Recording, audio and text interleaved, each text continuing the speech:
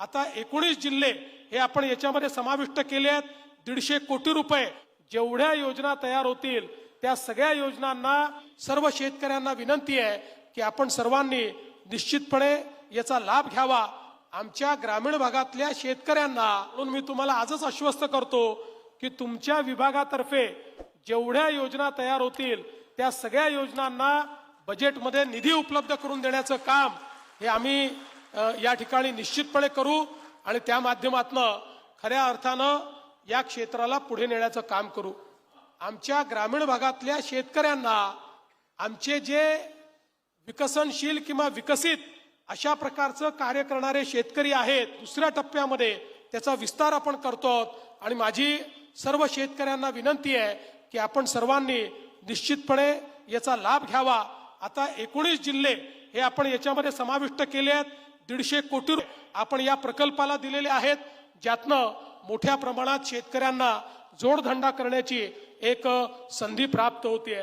मी आज एवढंच सांगेन की आज ज्या प्रकारे आपल्या शेतकऱ्यांना राज्य सरकार वेगवेगळ्या योजना देत आहे त्या योजनांचा फायदा घेतला तर निश्चितपणे आमचा शेतकरी आणि आमच्या महिला या आपल्या पायावर उभ्या राहू शकतील।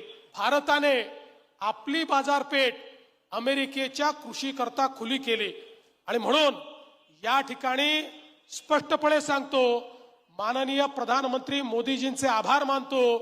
मोदीजींनी स्पष्टपणे सांगितलं बाकी सगळ्या गोष्टीत करार होईल पण कृषीच्या बाबतीत करार होणार नाही। आमची बाजारपेठ ही आम्ही तुमच्याकरता खुली करणार नाही। कुठलीही बाजारपेठ आपली कृषीची खुली केलेली नाही।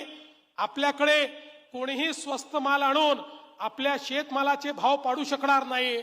पण काही नतद्रष्ट लोक असे आहेत की आमच्या सोयाबीनला चांगला भाव मिळायला लागला होता 2-4 दिवसापूर्वी अफवा दिली सोडून की आता अमेरिकेचं सोयाबीन भारतात येणार आहे 500 रुपयांनी सोयाबीनचे भाव पाडले। मी सोयाबीनच्या शेतकऱ्यांना सांगतो आणि मार्केटमध्येही सांगतो असं कुठलंही आपल्या करारात लिहिलेलं नाही। कुठलंही सोयाबीन बाहेरून येणार नाही, कुठलाही कापूस बाहेरून येणार नाही।